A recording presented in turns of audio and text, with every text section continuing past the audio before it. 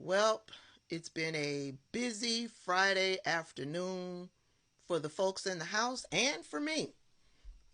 But specifically for the folks in the House, they were able to pass a $1.2 trillion funding package that will fund the government through September 30th. Bad news is that because Mike Johnson signed off on this package, he might lose his job because of it. Let's talk about it.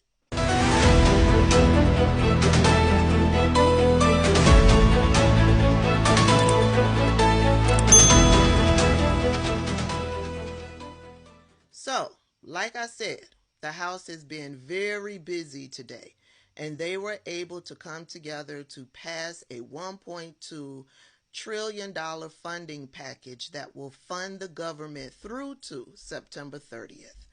And the funding package includes funds for defense, homeland security, financial services, and the general government. It also includes funding for labor, health and human services, the legislative branch, and funding for the state foreign operations. This is good news to me, but because Mike Johnson signed off on this funding package, Marjorie Taylor Greene is gunning for his job. The bill needed 2/3 of support to pass, and the final vote tally was 286 to 134. Here's how the vote count ended. On this vote, the yeas are 286, the nays are 134.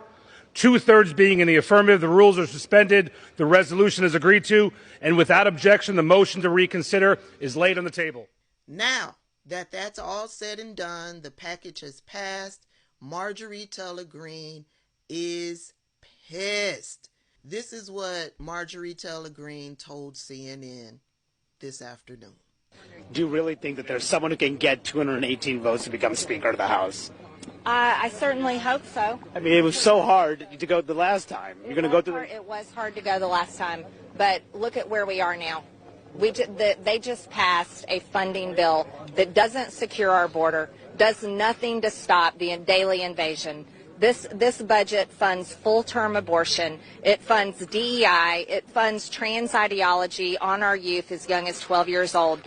We're already in crisis. So is this the fight that real leadership. Is this the fight you want to have in an election year? Absolutely, it's the fight I want to have in an election year because, damn it, I want to win that House. I want to win the White House. I want to win the Senate, and I want to restore this country back to greatness again, back to safety, back to security for every single American. Because right now we don't have it, and that's the fault of Democrats and the Biden administration. Now let's be serious. Marjorie Taylor Greene is an effing joke. She's saying the reason why she opposed this bill is because it doesn't secure our border.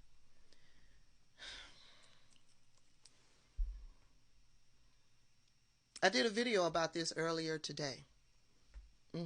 The reason why there was no funding to secure the border is because there was a separate standalone bill that was compiled on a bipartisan basis. You had Democrats, you had the GOP, they worked together to come up with a border security bill. In that bill, it gave the Republicans everything that they wanted. It was a Christmas gift to the Republicans. The custom agents loved the bill. They loved everything in the bill. They begged and pleaded with the MAGA nuts in the House to please pass this bill. This bill is perfect. Nope.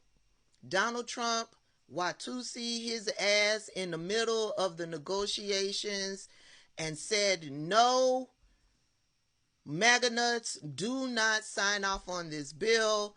I need this to be a legitimate issue for me to campaign on. And so the MAGA nuts followed instructions and they killed the bill. In the House, in the Senate. And Donald Trump then said, you can blame it all on me.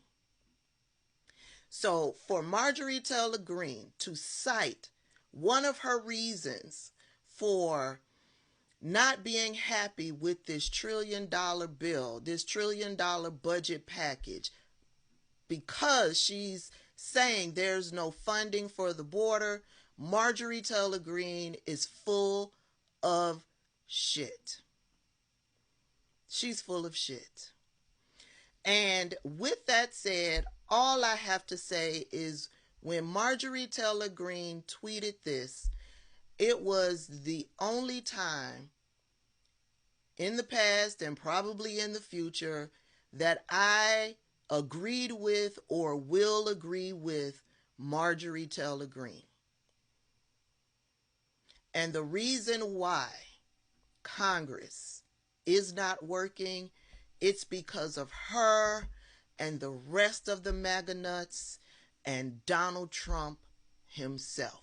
And Congress will not work without the chaos, without the confusion, without the headaches, until we vote every single Republican out of office, or at least give Joe Biden the presidency in 2024 and then give him a majority in the House and in the Senate. That's all I got. I'm going to pick up my wings. I'll see y'all later.